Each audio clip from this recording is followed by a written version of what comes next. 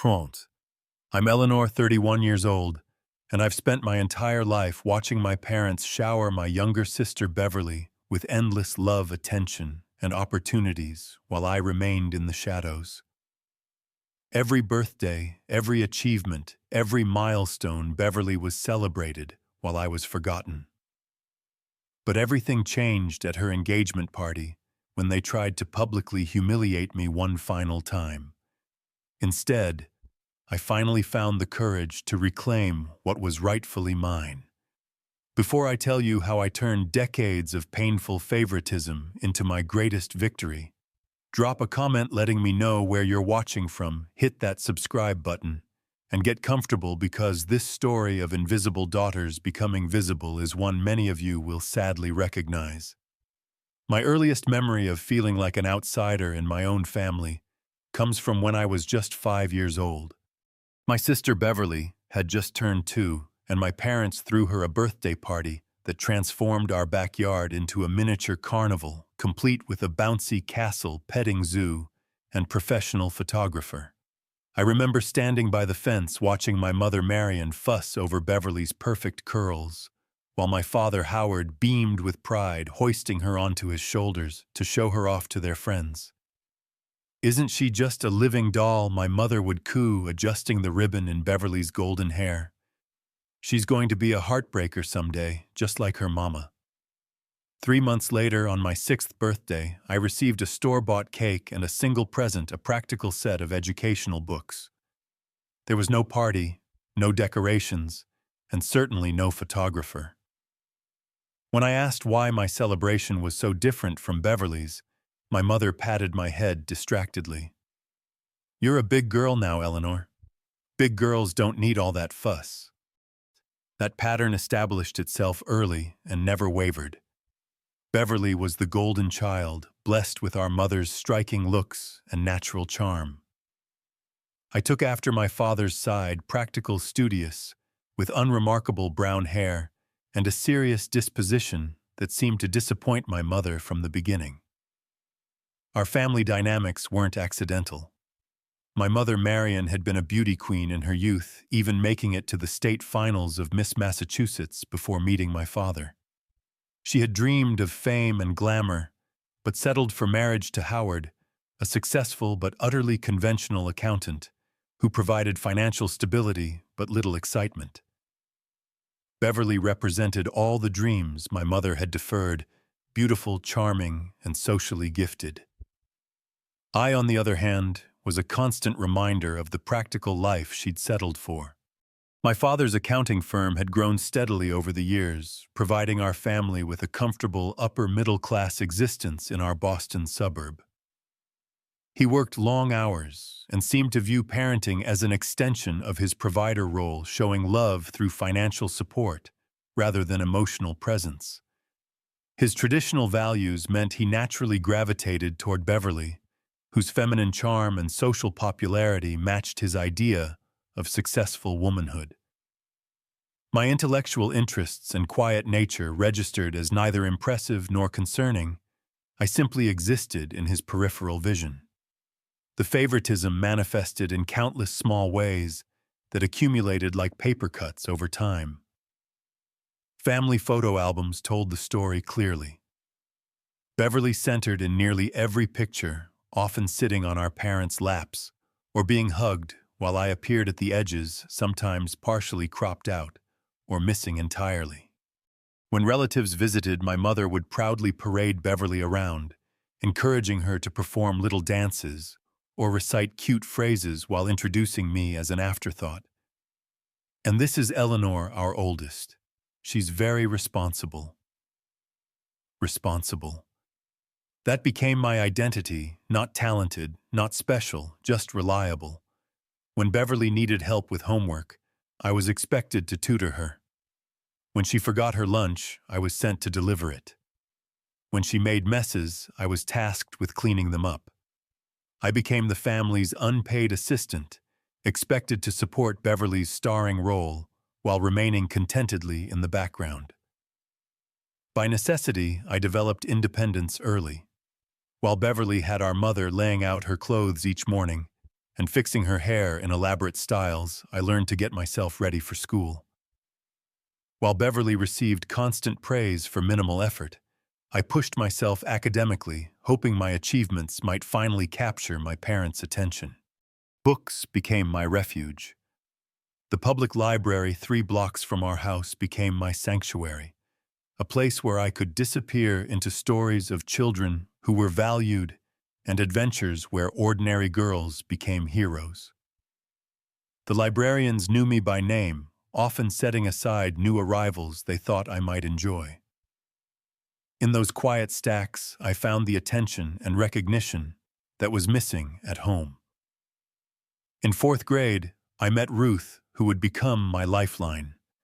We bonded over a shared love of Nancy Drew mysteries and a mutual disinterest in the social hierarchies already forming among our classmates. Ruth lived with her parents and grandmother in a modest home filled with more love than luxury. The first time I visited, I was startled by how different their family dynamic felt. "Eleanor, would you like the last cookie?" Ruth's mother asked, genuinely interested in my preference. "Tell us about that science project you mentioned," her father prompted during dinner, listening attentively to my explanation about ecosystem dioramas. These small gestures of interest and inclusion were so foreign to me that I initially didn't know how to respond. Ruth's family showed me what normal family dynamics could look like, where each member was valued, where achievements were celebrated equally, where love wasn't a competitive sport with winners and losers. As I spent more time with Ruth's family, I began to understand that my home situation wasn't normal. The realization brought both clarity and pain. I wasn't imagining the favoritism, it was real obvious even to outsiders. Ruth's mother once asked me gently if everything was okay at home after observing my parents at a school function, focusing exclusively on Beverly while barely acknowledging my presence. I remember fumbling for an explanation, not wanting to speak the painful truth aloud. "My sister needs more attention," I said finally. "I'm okay on my own." But I wasn't okay. Each overlooked birthday, each ignored accomplishment, each comparison where I fell short hardened something inside me. I developed a shell of self-sufficiency that masked a desperate hunger for approval that was never satisfied. I became two people: the capable, independent Eleanor, who didn't need anyone, and the invisible child still waiting to be seen by the people who mattered most. By the time we reached high school, the contrast between Beverly's golden child status and my invisibility had solidified into our family's unquestioned reality. The injustices became more significant as the stakes grew higher during our teenage years. The most glaring example came on Beverly's 16th birthday. Despite being 3 years younger than me, she received a brand new red convertible with a giant bow in the driveway. My parents made a production of the reveal, filming her reaction as she squealed and jumped up and down. Our father handed her the keys with a proud smile. "Only the best for my princess," he said, wrapping her in a bear hug. 3 years earlier, when I had turned 16, I received a card containing $50 and a note saying, "Start saving for a car." I spent the next 2 years working after school and weekends at a local bookstore, eventually saving enough to buy a 10-year-old Honda with fading paint and over 100,000 miles on the odometer. When I finally drove it home, my mother glanced at it through the kitchen window. "You might want to park that around the corner," she suggested. "It doesn't exactly enhance our curb appeal." High school social hierarchies only amplified our family's internal dynamics. Beverly immediately thrived in the spotlight, becoming a cheerleader as a freshman and quickly working her way up the popularity ladder. Boys called constantly. Girls sought her approval. Teachers were charmed by her bubbly personality and quick smile, often overlooking her mediocre academic performance. I found my niche in the debate team and honors classes, where analytical thinking and thoroughness were valued. I wasn't unpopular, but I existed adjacent to the social spotlight, rather than in it, respected rather than adored. My circle of friends was small but solid, with Ruth remaining my closest confidant through the tumultuous teenage years. The pattern of my parents prioritizing Beverly's activities over mine continued with painful consistency. When my debate team qualified for the national championship in Chicago my junior year, neither parent attended despite my role as team captain. Their excuse was unavoidable work commitments for my father and a migraine for my mother. Yet the following weekend, they both managed to attend Beverly's routine cheerleading competition across town. When I confronted them about the disparity, my mother seemed genuinely perplexed. "But Eleanor, you're so independent. You don't need us hovering over you like Beverly does. She's more fragile." This became the justification for their neglect, and my self-sufficiency was not seen as an admirable quality they had forced me to develop, but as evidence that I didn't need or deserve the same level of support. It was a cruel paradox. The more capable I became, the less attention I received. Even my high school graduation became Beverly's show. My parents organized a dinner to celebrate my achievement, but halfway through the meal, they announced we needed to leave early because Beverly had a last-minute chance to participate in a local modeling contest. As we hurriedly paid the bill, my mother squeezed my hand. "You understand, right? This could be such an opportunity for her." I nodded automatically, having learned long ago that my disappointment was expected to take a back seat to Beverly's opportunities. We spent what should have been my celebration evening watching Beverly pose awkwardly in borrowed evening wear, ultimately placing third in a contest that led nowhere. The college application process crystallized everything wrong with our family dynamic. While my father refused to help with my applications, claiming I was old enough to handle it myself, he hired an expensive college consultant for Beverly 2 years later. I applied for scholarships, independently spent hours writing and refining essays, and researched programs without guidance. When my acceptance letter arrived from a prestigious university with a full academic scholarship, my parents' reaction was tepid at best. "Well, at least we won't have to pay for your education," my father remarked, glancing at the financial details. "I hope you'll still make time for a social life," my mother added with concern. "All work and no play makes for a dull personality." 2 years later, when Beverly was accepted to a less competitive college with mediocre grades, my parents threw a celebration party and invited extended family to commemorate her achievement. They framed her acceptance letter and hung it prominently in the hallway, while mine had been casually tossed on my bed, without comment. As I prepared to leave for college, the contrast continued. Beverly accompanied my mother on multiple shopping trips for my college essentials, turning what should have been preparations for my departure into opportunities for Beverly to get new clothes and accessories for when it's her turn. I packed mostly alone, fitting my life into 2 suitcases and a few boxes, while my parents attended to Beverly's summer social calendar. The day I left for university should have been emotional for any normal family, a firstborn child leaving the nest. My father carried my bags to the car with businesslike efficiency, checking his watch repeatedly. My mother fussed about whether I had packed enough warm clothes, then immediately pivoted to reminding me that Beverly needed a ride to her friend's pool party later that afternoon. "Don't forget to call when you arrive," she said, giving me a quick hug before turning back toward the house where Beverly was waiting impatiently in her swimsuit. As I drove away, watching my childhood home recede in the rearview mirror, I felt a complicated mixture of grief and relief. I was leaving behind years of invisible wounds and constant comparisons, but also any hope that my family might someday see me clearly. What I didn't realize then was that college would become not just my education, but my liberation, the first step toward building a life where I could finally matter. My arrival at university felt like stepping into an alternate universe, one where I existed as a complete person rather than someone's overlooked sister. My roommate Carla noticed my name on the door and greeted me with genuine interest. "Eleanor, I've been so excited to meet you. Which bed did you want? I'm fine with either." This simple act of consideration, asking my preference, momentarily stunned me.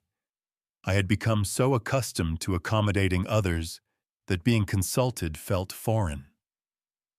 Throughout orientation week, this disorienting sense of visibility continued. Professors learned my name.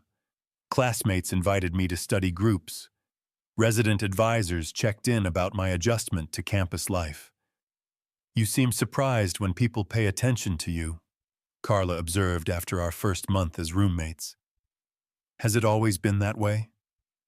I found myself explaining my family dynamics for the first time to someone outside of Ruth. Carla listened without interruption, then shook her head. "That's messed up, Eleanor. You know that, right? That's not normal family behavior." Having someone validate what I had always felt but never fully acknowledged was both painful and liberating. It was the beginning of seeing my childhood through adult eyes, recognizing the dysfunction for what it was rather than assuming I was somehow deficient. Academic success came naturally in this new environment. Without the shadow of comparison to Beverly, I flourished in classes and began to recognize my own intellectual gifts. I discovered a passion for psychology and sociology courses, fascinated by the study of human behavior and social systems. Perhaps unsurprisingly, I was drawn to research on family dynamics and the long-term effects of differential treatment of siblings. My phone calls home followed a predictable pattern. I would share my experiences and achievements, only to have the conversation quickly redirected to Beverly's latest activities. If I mentioned receiving an A on a difficult paper, my mother would make a polite noise of acknowledgement before launching into a detailed account of Beverly's new boyfriend or social event. I learned to abbreviate my updates, knowing they held little interest. During my sophomore year, Beverly started college at a school about 2 hours from our parents' home. Unlike my full scholarship, her education was entirely funded by our parents. She called home daily with dramas and complaints that my parents rushed to solve, from roommate conflicts to difficult professors. "Your sister is really struggling to adjust," my mother explained during one of our increasingly brief calls. "College is so much harder for her than it was for you." What went unacknowledged was that Beverly's adjustment difficulties stemmed partly from never having developed the independence and resilience I'd been forced to cultivate. She had never learned to solve problems on her own, because she'd never had to. Halfway through her sophomore year, Beverly dropped out to pursue modeling. Despite limited success booking local department store catalog work and the occasional promotional event, my parents supported her decision enthusiastically. They paid for professional headshots, driving her to auditions and covering her living expenses while she built her portfolio. Meanwhile, I maintained a full course load while working part-time to cover expenses beyond my scholarship. When I graduated with highest honors, my parents attended the ceremony, but left immediately afterward, explaining that Beverly had a casting call the following morning that they couldn't miss. There was no graduation dinner, no celebration of my achievement. I watched other families taking photos and going to restaurants, feeling the familiar ache of being an afterthought. With my psychology degree and a growing interest in helping others who had experienced family dysfunction, I pursued a master's in social work. Boston offered an excellent program and the perfect distance from my family, close enough to visit occasionally, but far enough to establish independence. Ruth had settled in nearby Cambridge after her own graduation, providing the continuity of the one relationship that had sustained me throughout childhood. My career in social work began with a position at a community center serving at-risk youth. The irony wasn't lost on me that I had chosen a profession focused on supporting children who, like me, didn't receive the emotional nurturing they needed at home. Many of my colleagues had similar backgrounds, their choice of profession, an attempt to provide others with the support they had lacked. It was through this work that I met Samuel, a fellow social worker who specialized in family therapy. His insight into dysfunctional family patterns helped me contextualize my own experiences in ways that were both professionally valuable and personally healing. "You know what's fascinating about your situation?" Samuel said during one of our lunch breaks. "You've developed incredible strengths because of your family's neglect, empathy, self-reliance, resilience, but you're still seeking their approval, still measuring your worth by their standards." His observation struck a nerve. Despite my professional success and growing confidence, I continued to hope for my parents' recognition. Each achievement was mentally presented to them first, each setback accompanied by their imagined disappointment. I had physically left home but emotionally remained tethered to their validation. With Samuel's encouragement, I began therapy with Dr. Alice, a specialist in family trauma. Our sessions helped me recognize patterns. I had internalized my tendency to overwork, to prove my value, my difficulty accepting praise, my habit of minimizing my needs to accommodate others. Slowly, I began to untangle my sense of self from my family's distorted mirror. While I was building my independent life in Boston, the contrast with Beverly's continued dependence on our parents became increasingly stark. After her modeling career fizzled out, she bounced between various jobs and career aspirations. Interior design courses dropped. After one semester, a job at a boutique. Quit after a disagreement with the manager, and a brief attempt at starting a fashion blog, abandoned after a few posts. Through it all, our parents provided an unfailing safety net. They bought her a condominium in a trendy neighborhood when she complained about roommate problems. They paid off her credit card debt when she overspent. They connected her with their friends for job opportunities that she frequently squandered. Meanwhile, I struggled to make rent on my modest apartment on a social worker's salary. When I once mentioned to my father that I was considering looking for a more affordable place, his response was telling.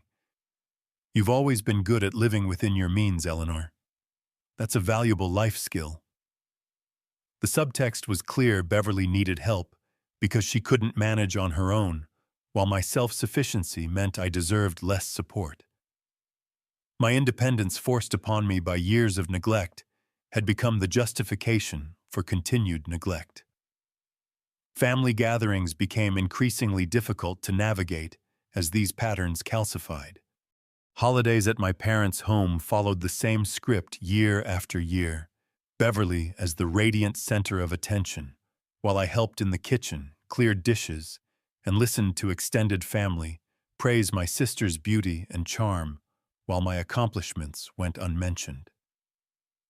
"Eleanor, would you mind taking the family photos?" my mother would inevitably ask, effectively removing me from the visual record of our family history once again. As my therapy progressed, I began setting small boundaries. I limited visits home. I redirected conversations when they became exclusively about Beverly. I declined to be the unpaid photographer at family events. These tiny assertions of self-worth were met with confusion and occasional hostility. "You've changed," my mother accused during one holiday dinner when I suggested Beverly might help serve dessert instead of me. "You used to be so helpful." "I'm still helpful," I replied evenly. "I'm just not the only one who can carry plates." These minor rebellions created ripples of discomfort in our family system. My parents and Beverly were accustomed to my compliance, and any deviation from that role threatened the equilibrium they preferred. Yet with each small stand I took, I felt something strengthening inside me, a sense of self-worth, independent of their approval. What I didn't know then was that the real test of my newfound backbone was approaching a test that would finally reshape our family dynamics forever. The call about my grandmother Virginia's passing came on a Tuesday morning. I was at work preparing for a group session with teenagers in foster care when my phone lit up with my father's number, an unusual occurrence that immediately signaled something significant. "Eleanor, it's your mother's mother," he said without preamble. "She passed in her sleep last night. The funeral is Saturday." Despite his clinical delivery, grief hit me hard. Grandmother Virginia had been the one relative who seemed to see me clearly. My mother's mother, she had maintained a complex relationship with her daughter while showing me special attention during my childhood. Our connection had been built on quiet afternoons at her lake house, where she taught me to identify birds and wildflowers and introduced me to classic literature from her extensive library. "She always said you reminded her of herself," my father added, almost as an afterthought. "She was proud of you." Those simple words, "she was proud of you," brought unexpected tears. How rarely had I heard such straightforward affirmation from my own parents. Grandmother Virginia's lake house held special significance in my memories. Located about 2 hours from Boston on a secluded stretch of shoreline, it was a place of peace and natural beauty. During summer visits, I would wake early to watch mist rising off the water, while my grandmother made strong coffee and toast with homemade jam.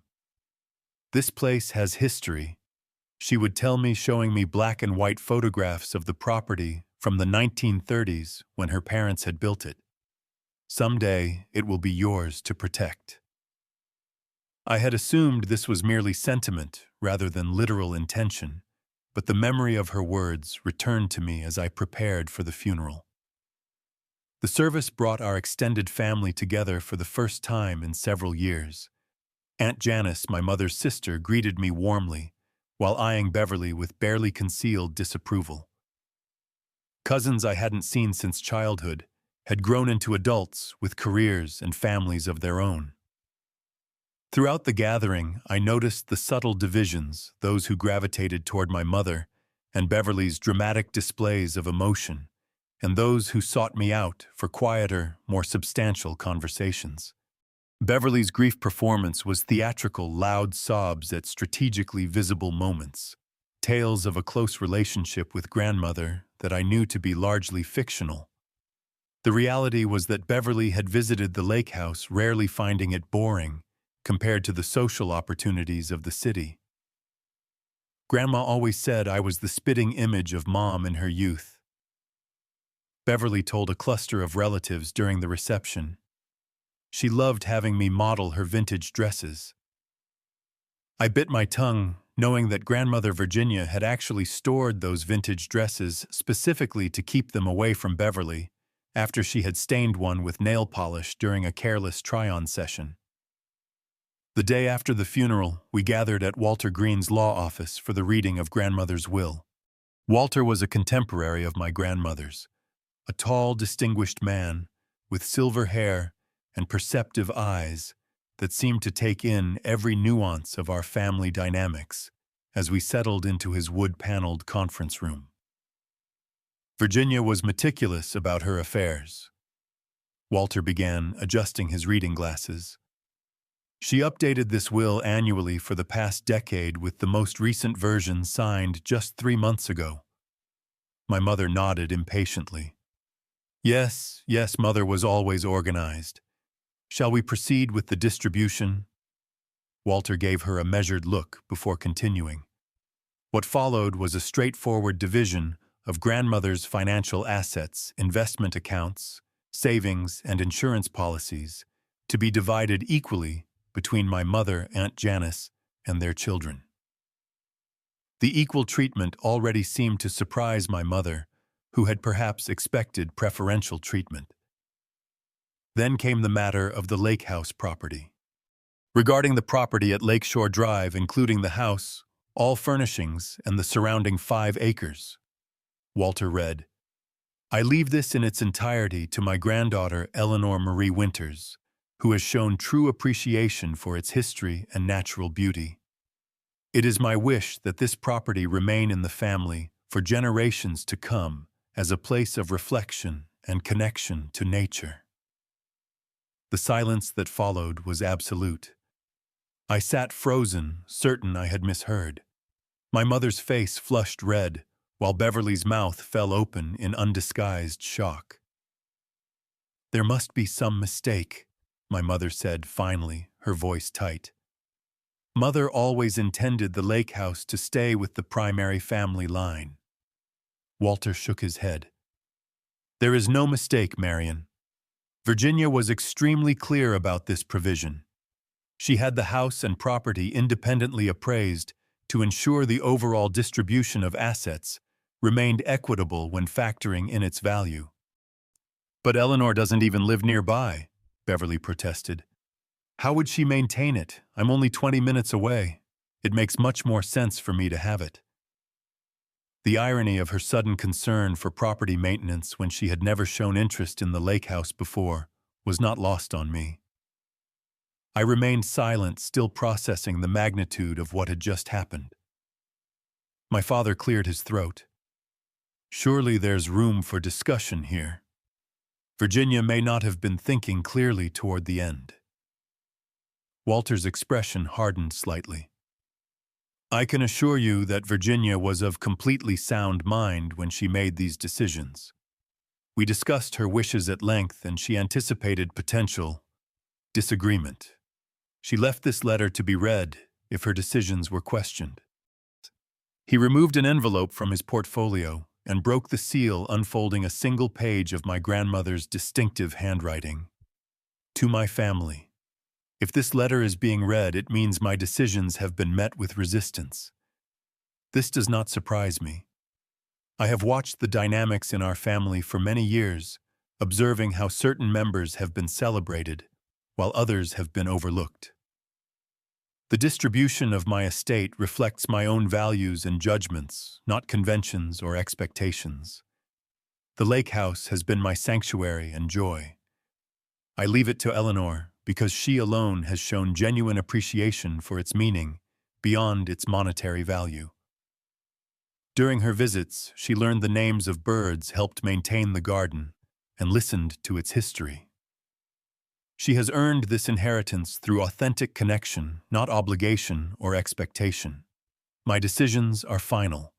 I ask that you respect them as my last wishes. Virginia Harlow." My mother's face had transformed from anger to humiliation as Walter read. Beverly stared at her lap, uncharacteristically silent. My father shifted uncomfortably in his chair. "Well," Walter said, folding the letter, "shall we proceed with the remaining details?" The rest of the meeting passed in a blur. Documents were signed, copies distributed, technicalities explained. Throughout it all, I felt a strange mixture of gratitude toward my grandmother and anxiety about the family fallout that was surely coming. That fallout began the moment we left the law office. My parents and Beverly walked ahead to their car, while I lingered, needing a moment to collect my thoughts. As I approached my own vehicle, I heard raised voices and realized they were waiting for me. "This is completely unacceptable," my mother said the instant I was within earshot. "Your grandmother was clearly not thinking rationally. That property has been in my family for generations." "And it still is," I replied quietly. "I'm your family too, remember." "You know what she means," my father interjected. "The lake house should go to someone who will use it properly. Beverly has always loved it there." This blatant rewriting of history, Beverly had complained loudly during every visit, left me momentarily speechless. "Look," Beverly said, adopting a reasonable tone that immediately put me on alert. "This is obviously a mistake. Grandma probably thought she was being fair because Mom and Dad have helped me more financially. But that house means so much to all of us." "When was the last time you visited grandmother?" I asked her directly. She hesitated. "That's not the point." "Actually, it is. I visited every month for the past 3 years. I helped her maintain the property, listened to her stories, and shared her love for the place. You haven't been there since Christmas 2 years ago, when you spent the entire time on your phone complaining about the lack of cell service. My mother stepped forward, assuming her authority position. Eleanor, we expect you to do the right thing here. Sign the house over to Beverly. She needs it more than you do, and she would appreciate it properly. There it was again, the familiar refrain that had shaped our entire childhood. Beverly needed more. Beverly deserved more. My own needs and deservingness weren't even considerations. I need to think about this, I said, knowing any decision made in that parking lot would be one I'd regret. What's there to think about? My father demanded. This is a family matter with an obvious solution. Yes, it is a family matter, I agreed. And grandmother was family too. She made her wishes clear. My mother's expression hardened. If you insist on being difficult about this, there will be consequences for your relationship with this family. Think carefully about whether one house is worth that price. The implied ultimatum hung in the air between us: give up the lake house or be cut off from the family. As I drove away, their disapproving faces in my rearview mirror, I realized how perfectly this moment encapsulated our entire family dynamic. My needs and feelings were expected to yield to Beverly's, and any resistance was labeled selfishness or difficulty. That evening, I called Ruth and Samuel separately, needing perspective from the people who knew me best. They're trying to manipulate you with the same tactics they've always used, Ruth said bluntly. They're counting on your lifelong pattern of giving in to avoid conflict. Samuel's analysis went deeper. This isn't really about the house, Eleanor. It's about the disruption of the family system. Your grandmother recognized your worth in a tangible way that your parents can't ignore or diminish. That's threatening to them because it contradicts the narrative they've built. Both friends offered the same essential advice: honor my grandmother's wishes. Stand firm. The lake house wasn't just property. It was a validation of my place in the family and an acknowledgement of my worth that had been denied for decades.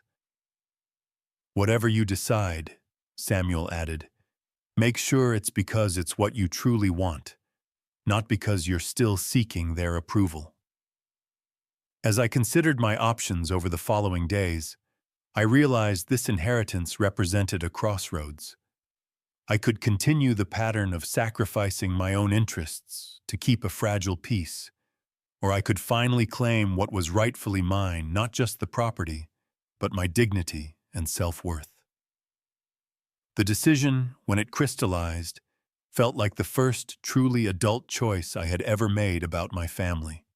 I would keep the lake house not out of spite or greed, but because it was what my grandmother wanted and what resonated with my own values. The property meant something to me beyond its financial worth. It represented connection, history, and the one place in my childhood where I had felt truly seen. I called Walter to confirm my decision and discuss next steps for the property transfer. His response suggested he had anticipated my choice. Virginia would be pleased, he said simply. She believed in you, Eleanor.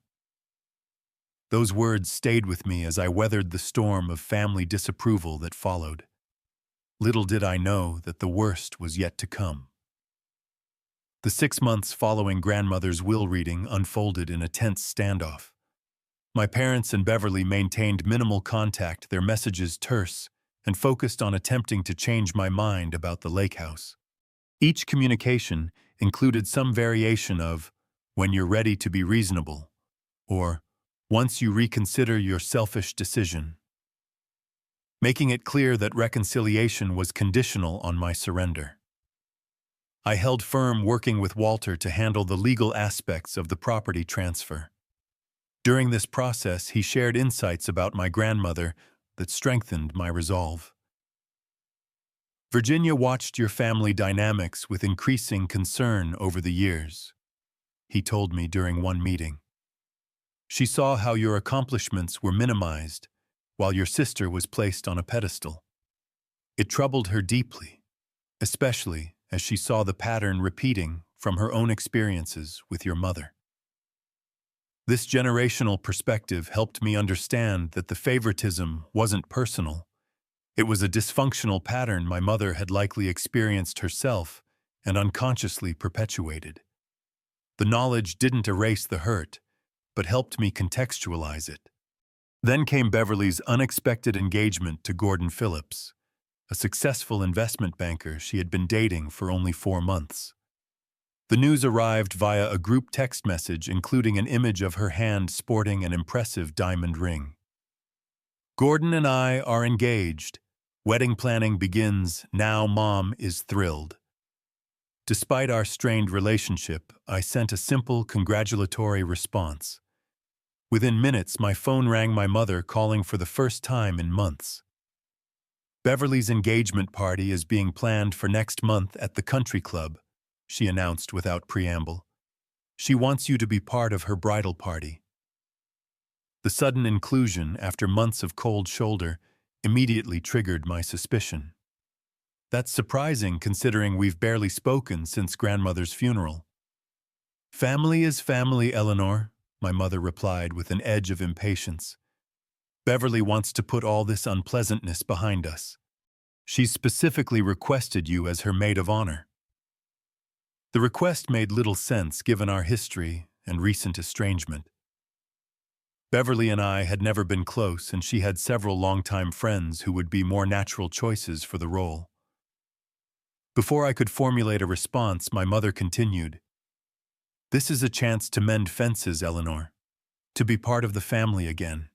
Surely that's more important than clinging to a property dispute." And there it was, the true motivation behind the sudden olive branch. The engagement party and maid of honor request weren't gestures of reconciliation, but tactics in the ongoing campaign to pressure me about the lake house. "I'll need to think about it," I said carefully. "What is there to think about? It's your sister's engagement. Only a truly selfish person would hesitate." The familiar guilt trip nearly worked its magic before I caught myself. "I'll let Beverly know my decision soon," I said, ending the call before my mother could continue. Later that day, Beverly called directly, a rare occurrence even before our recent estrangement. "So Mom told you about the engagement party and everything?" She began, her voice carrying the artificially bright tone she used when wanting something.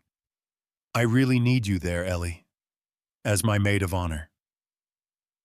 She hadn't called me Ellie since we were children. The sudden reversion to the childhood nickname felt calculated rather than affectionate. "Why me, Beverly? We've barely spoken in months, and even before that, we were never particularly close." "That's exactly why," she exclaimed. "This is our chance to become the sisters we should have been. Gordon's really big on family connections. He comes from this super close-knit family, and I want to show him that we're the same way." Her explanation rang false. Beverly had never shown interest in a closer sisterly relationship before. What seemed more likely was that she wanted to present a picture-perfect family image to her fiancé and his apparently traditional family. "I'll think about it," I repeated, using the same non-committal response I had given our mother. Beverly's voice immediately hardened. "Fine. Think about it. But also think about how it will look if you refuse. Everyone will know you're being difficult because of Grandma's will. Is that really the hill you want to die on?" After we hung up, I called Ruth for perspective. "It sounds like a trap," she said bluntly, after hearing the details. "They're trying to force you back into your old role, supportive sister, never the center of attention.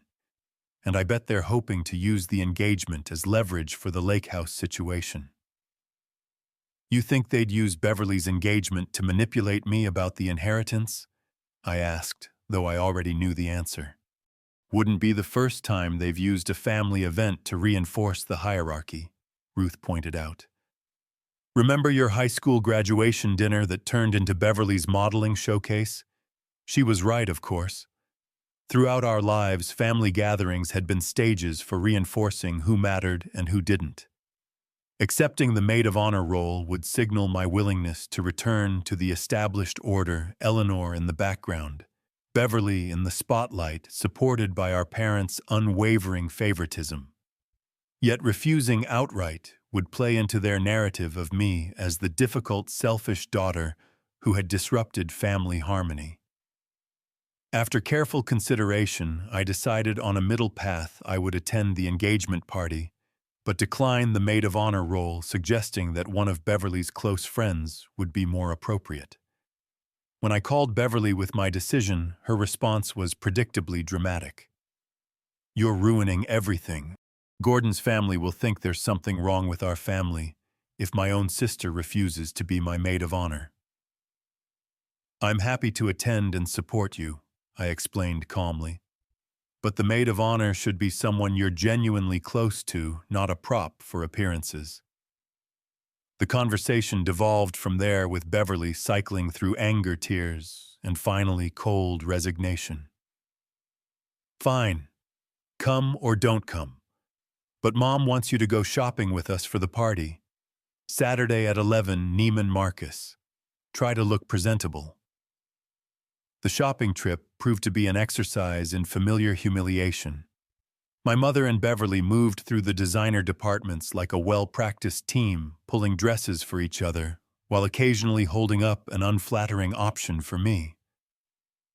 "This might work for your figure," my mother suggested, presenting a shapeless beige dress that resembled a potato sack.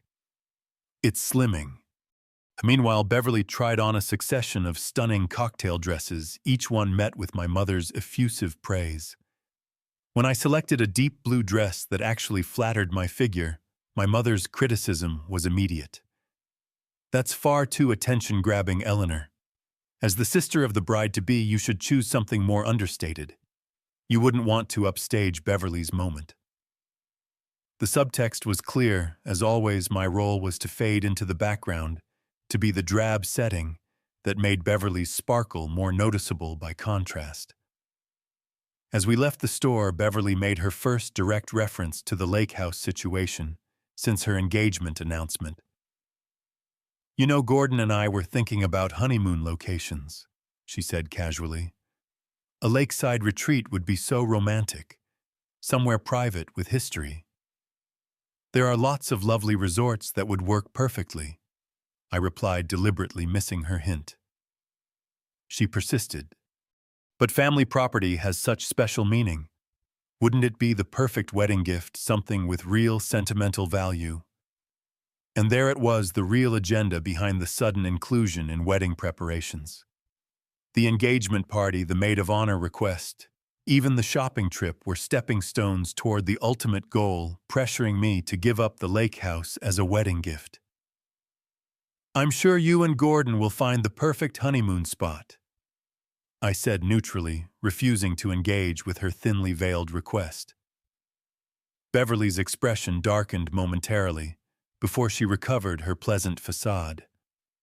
"Just something to think about.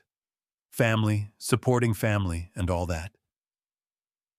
The day of the engagement party arrived with a sense of foreboding. Ruth helped me prepare, lending moral support, as I dressed in a compromise outfit, nice enough to be appropriate, but subdued enough to avoid criticism. "Remember?" Ruth said as she helped me with a simple necklace. "You're not responsible for their reactions. You're just there to offer reasonable adult support for your sister's engagement. Their issues are their issues." "I know," I agreed, though anxiety still churned in my stomach. "I just can't shake the feeling that something's going to happen." "Trust your instincts," Ruth advised. "They've been manipulating these situations your whole life. Just be prepared to walk away if needed." The country club was elaborately decorated when I arrived, with floral arrangements and champagne fountains, suggesting an expense far beyond a typical engagement celebration. I was directed to a table far from the family grouping positioned near the kitchen doors, a physical representation of my outsider status. Beverly made a theatrical display of welcome when she spotted me rushing over for an embrace that lasted precisely long enough for several photographs to be taken. "I'm so glad you came," she gushed for the benefit of nearby guests. "Gordon's parents are dying to meet you." Gordon himself seemed pleasant if somewhat reserved, tall, conventionally handsome, and clearly from a wealthy background, based on his bespoke suit and the easy way he navigated the country club environment. His parents were polite during our brief introduction, though I noticed his mother's questioning glance when Beverly introduced me as my sister, rather than my maid of honor.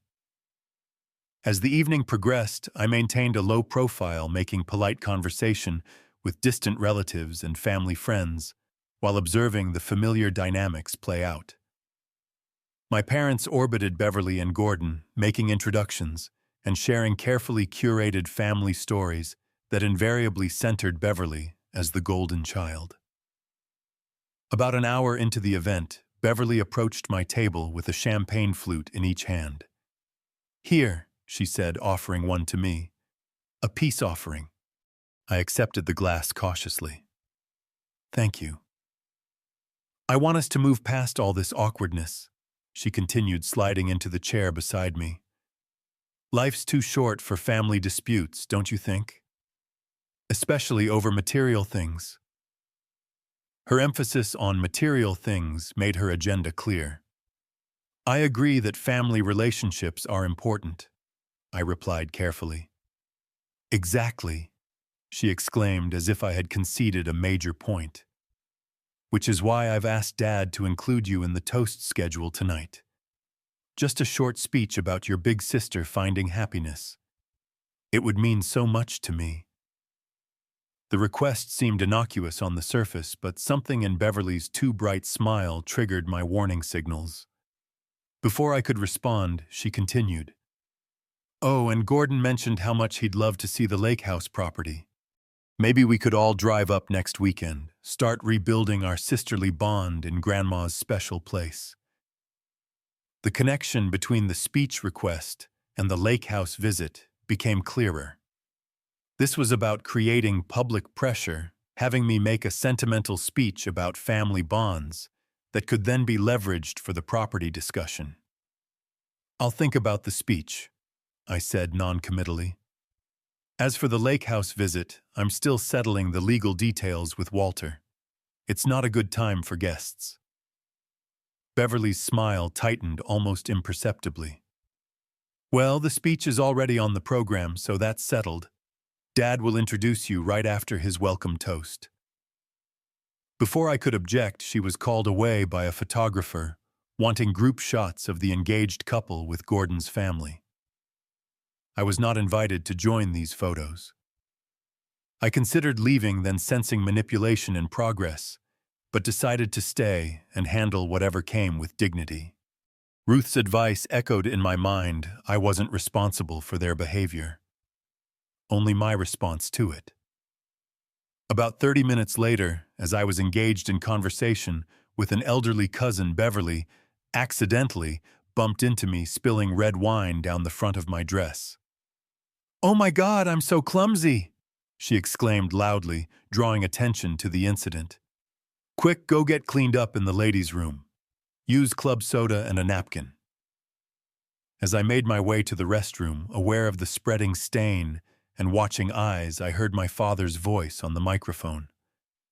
"And now we'd like Eleanor to come up and share a few words about her sister on this special occasion." The timing was too perfect to be coincidental.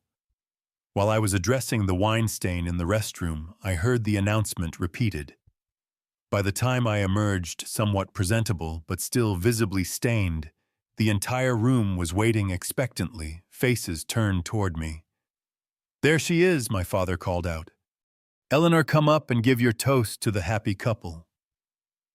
Walking to the front of the room with a wine-stained dress, I could feel the weight of every gaze.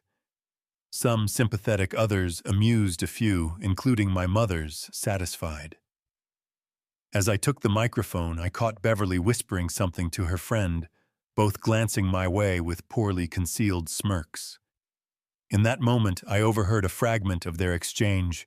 "Watch this disaster. Maybe now she'll give up the lake house out of shame." The pieces clicked into place. This wasn't just about pressuring me, it was a deliberate setup for public humiliation. The distant table placement, the sudden toast request, the accidental wine spill, all orchestrated to put me in the most awkward position possible, making me appear disheveled and unprepared in contrast to Beverly's polished perfection. The realization should have increased my anxiety, but instead, a strange calm descended. After a lifetime of these manipulations, I could finally see the pattern with perfect clarity, and for once I had no desire to play my assigned role. I smiled at the waiting crowd, adjusted the microphone, and took a deliberate breath. "Thank you all for coming to celebrate Beverly and Gordon's engagement." I began, my voice steady. Family occasions like this often make us reflect on our shared history and the patterns that shape us. I paused, noting my mother's sudden tension and Beverly's narrowing eyes. Beverly and I have had a unique relationship throughout our lives. From childhood, our parents established clear roles for each of us. Beverly was the star, the one worthy of celebration and support. I was the reliable background character expected to admire and assist, but never to shine too brightly. A murmur ran through the audience. This was not the sentimental toast they had expected. For years, I accepted that role, believing something was wrong with me that made me less deserving of love and attention. It's taken me until adulthood to recognize that the problem was never with me, but with a family dynamic that required one child to be diminished so another could feel special. My father stepped forward as if to intervene, but Gordon's father surprisingly gestured for him to wait. When our grandmother passed away recently, she left her beloved lake house to me, a recognition of our special connection and shared values. My family's response was unfortunately predictable. They demanded I give it up because in our family system, my needs and feelings have always been secondary to Beverly's wants. I looked directly at Beverly, whose face had flushed with anger and embarrassment. I wish Beverly and Gordon happiness in their marriage, and I hope they build a healthier family dynamic than the one we experienced, one where love isn't a competitive sport with winners and losers, but something that lifts everyone equally. I raised my glass in a toast. To Beverly and Gordon, and to growth and healing for all of us. The silence that followed was profound.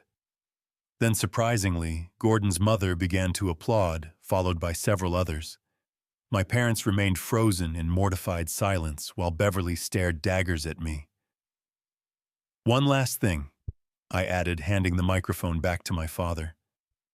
"I've decided to sell my portion of grandmother's estate with the exception of the lake house and use the proceeds to establish a foundation supporting young people from dysfunctional family systems.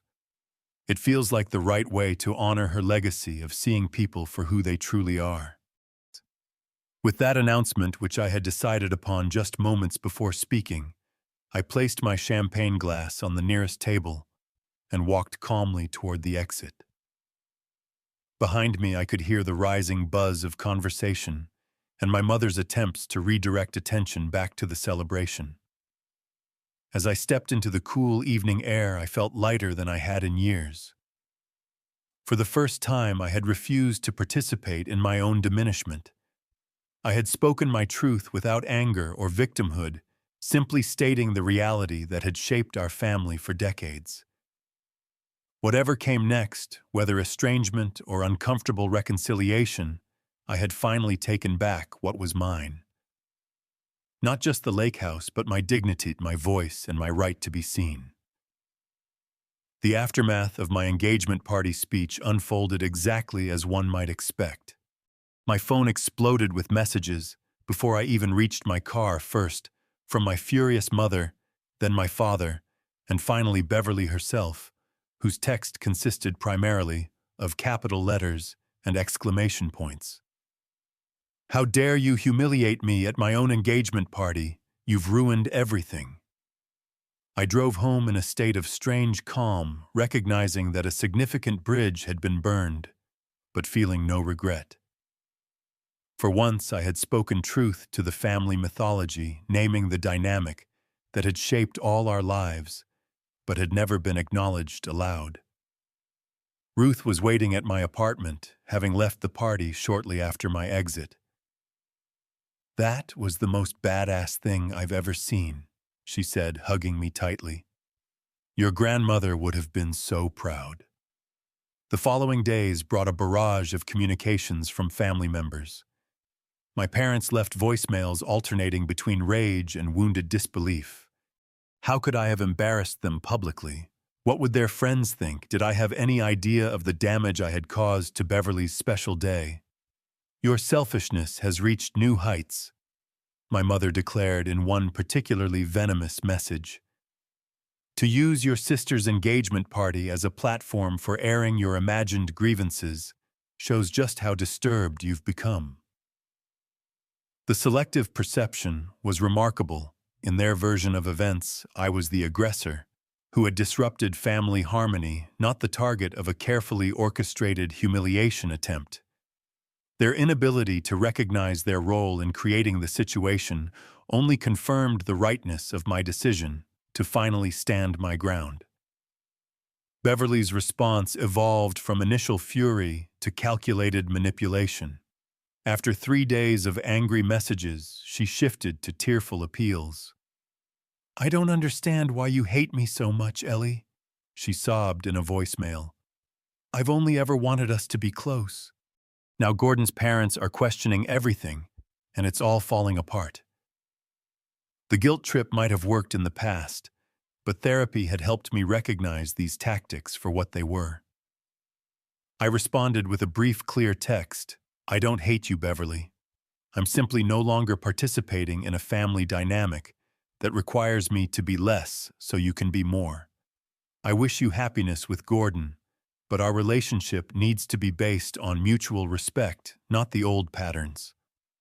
Her reply was telling. "You're so dramatic. No one was asking you to be less, just to be normal and supportive like sisters are supposed to be." The definition of normal and supportive in our family had always meant my self-erasure in service to Beverly's spotlight.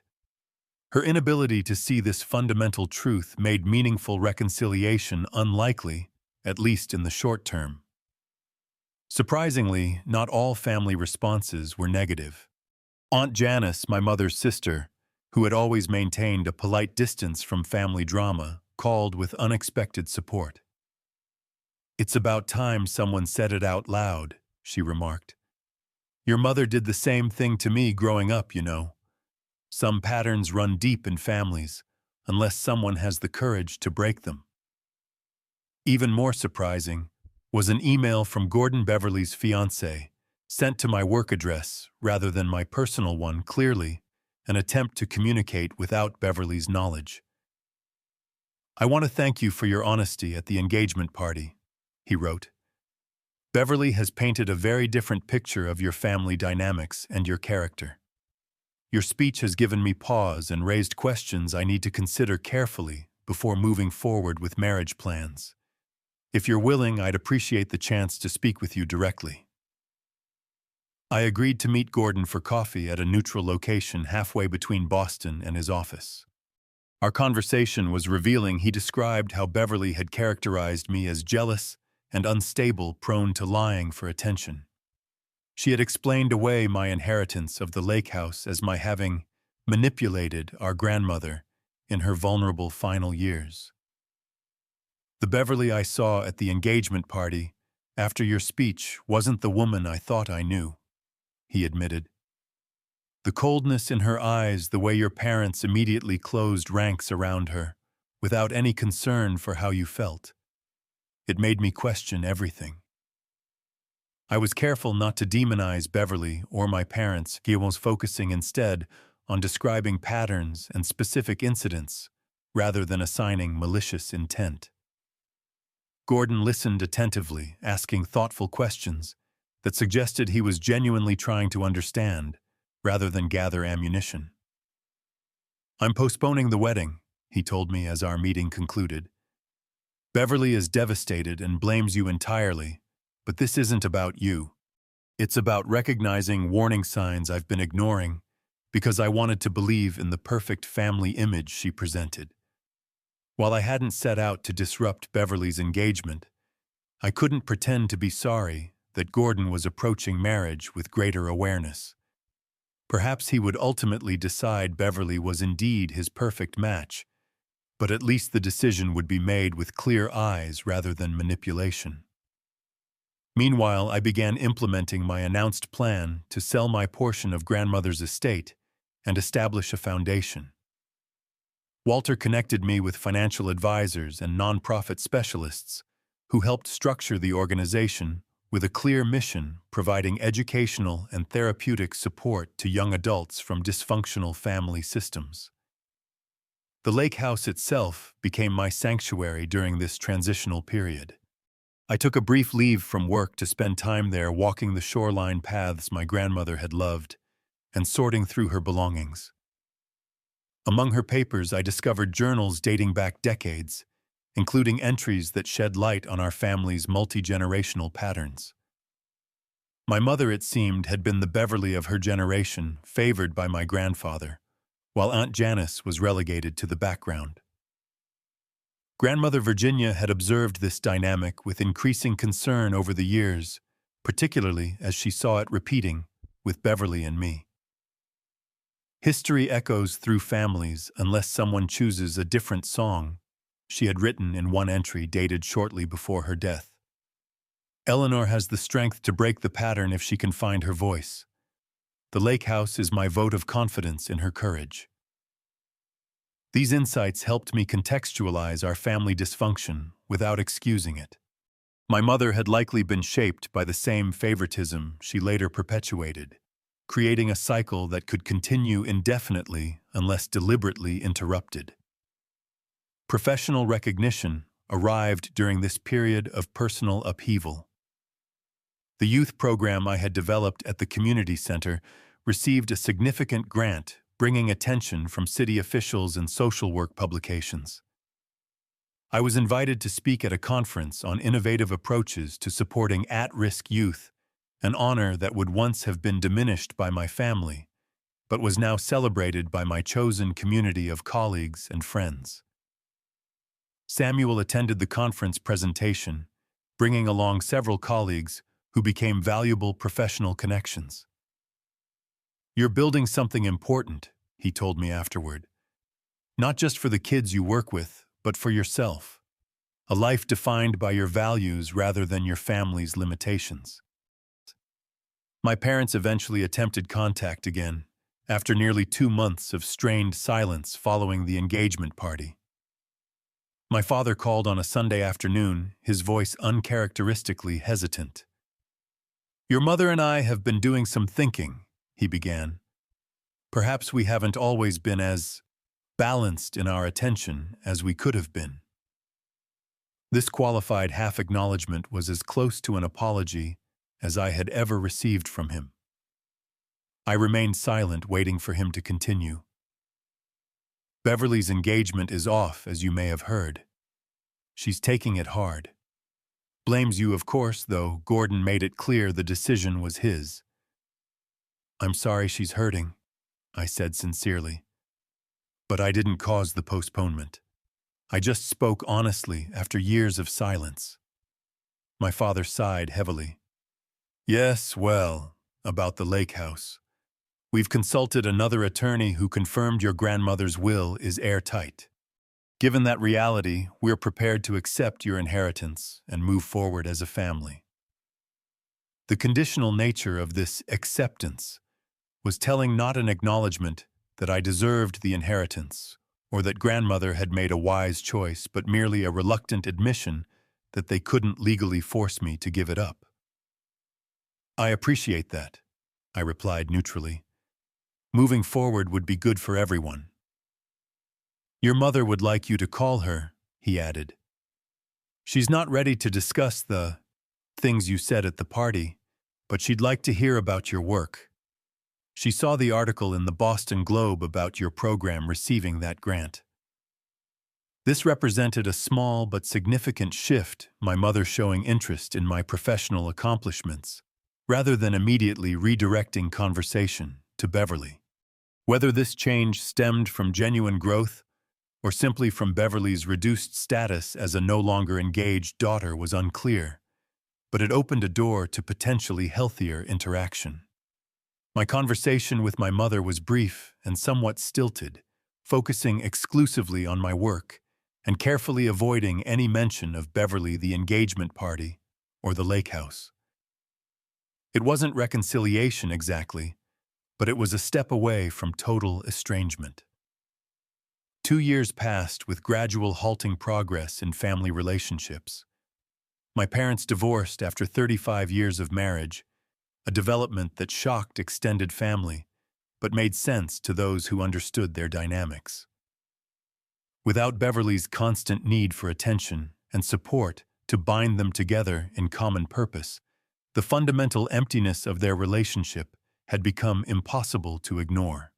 Beverly herself cycled through several jobs and relationships, still struggling to find stability without the family system that had always protected her from consequences.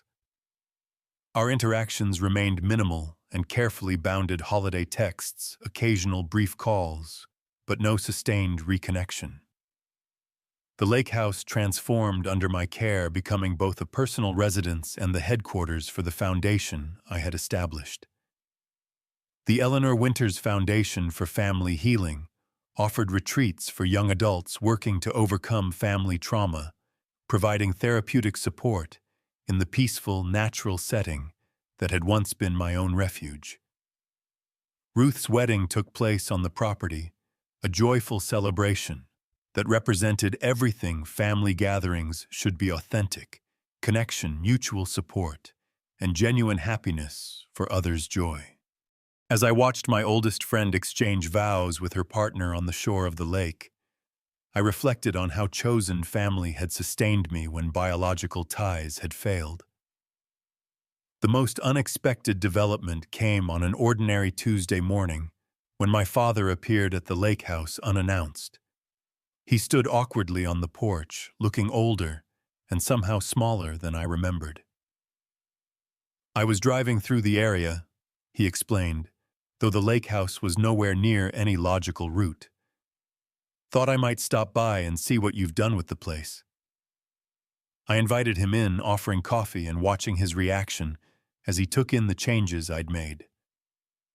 The house retained its historic charm but now featured updated systems, refinished floors, and walls displaying both grandmother's art collection and new pieces that reflected my own taste. "It suits you," he said, finally accepting the mug I offered. "You've made it your own while respecting its history. Your grandmother would approve." We sat on the deck overlooking the water, the conversation gradually moving from safe topics like property maintenance to more meaningful territory. "I've been seeing someone," he admitted, referring to a therapist rather than a romantic partner, "trying to understand where things went wrong with the marriage, with the family, with you." I waited, allowing him the space to continue at his own pace. "I failed you as a father," he said, finally staring into his coffee. "I can see that now, though I couldn't or wouldn't for most of your life. I got caught up in your mother's fixation on Beverly, her determination to give one child everything she felt she'd missed in her own life. It was easier to go along than to challenge the system." "It was," I agreed quietly. "Systems resist change. That's what makes them powerful." "You were always the strong one," he continued. "Even as a child, you figured out how to survive, how to build your own life despite our neglect. I mistook that strength for not needing anything from us, when really, You just stopped asking because we never responded. This insight arrived at so late in our relationship, brought unexpected tears to my eyes. I still needed you. I just learned not to show it. He nodded, his own eyes damp. I know that now. Too late to undo the damage, but perhaps not too late to acknowledge it. It wasn't a perfect reconciliation, but it was an honest conversation, perhaps the first we had ever had. My father would never be the parent I had needed as a child, but he was making a genuine effort to be someone I might cautiously welcome into my adult life. My mother remained more resistant to change, still defending Beverly's privileged position and minimizing the impact of their favoritism. You were always so independent, she maintained during our infrequent conversations. Beverly needed us more, and the foundation work brought unexpected healing as I helped others navigate family dynamics similar to my own. Each retreat participant brought their own story of invisibility comparison or conditional love, and in supporting their journeys toward self-worth independent of family validation, I furthered my own. It was through the foundation that I met Daniel, a child psychologist, who volunteered his expertise for our teen programs. His warm perspective and genuine interest in others' stories drew me immediately, though past experience made me cautious about romantic involvement. You approach relationships like someone who's been burned before, he observed after several weeks of professional collaboration had evolved into friendship. Testing the ice carefully before committing any weight. Is that a clinical observation, Dr. Bradford? I teased, deflecting slightly. Just a human one, he replied with the gentle directness I was coming to value. For what it's worth, some ice is solid all the way through. Our relationship developed slowly, built on mutual respect and transparent communication, rather than the performance of perfection I had witnessed in my parents' marriage. Daniel had experienced his own family complications, parents who divorced acrimoniously when he was 12, leaving him to navigate divided loyalties and inconsistent parenting. These shared experiences of family dysfunction, though different in specifics, gave us common ground for understanding each other's boundaries and triggers. 3 years after the engagement party confrontation that had reshaped my family relationships, I found myself in a life I had built deliberately rather than inherited by default. The foundation was thriving, providing support to dozens of young adults annually. My professional reputation in social work continued to grow. The lake house had become truly mine, filled with memories of retreats, Ruth's wedding, and quiet evenings with Daniel, discussing everything and nothing. Beverly eventually reached out with what appeared to be genuine remorse, sending an email that acknowledged for the first time her awareness of the preferential treatment she had received. I didn't create the dynamic, but I benefited from it and never questioned it, she wrote. It was easier to accept being special than to recognize the cost to you. I'm trying to understand my part in all this better. Whether this newfound insight would translate to meaningful change in our relationship remained to be seen, but the acknowledgement itself represented progress I had once thought impossible. The journey from invisible daughter to visible valued adult hadn't been linear or simple. There had been setbacks among the breakthroughs, old patterns reasserting themselves alongside new growth. But standing on the lake house dock one evening, watching sunset colors reflect on the water my grandmother had loved, I felt a sense of peace that had once seemed unattainable. I had taken back what was mine, not just property or inheritance, but my voice, my worth, and my right to be seen. In doing so, I had discovered that the most valuable inheritance wasn't the lake house itself, but the courage Grandmother Virginia had recognized in me, before I saw it myself, the courage to break generational patterns and create a new story. If you've ever felt invisible in your own family, know that your worth isn't determined by others' ability to see it. Have you experienced family favoritism or found ways to heal from childhood neglect? Share your story in the comments below. If this resonated with you, please like and subscribe to hear more stories of overcoming family trauma. And if you know someone struggling with similar dynamics, share this video. Sometimes knowing we're not alone in these experiences is the first step toward healing. Thank you for listening to my journey from invisibility to claiming my rightful place in the world.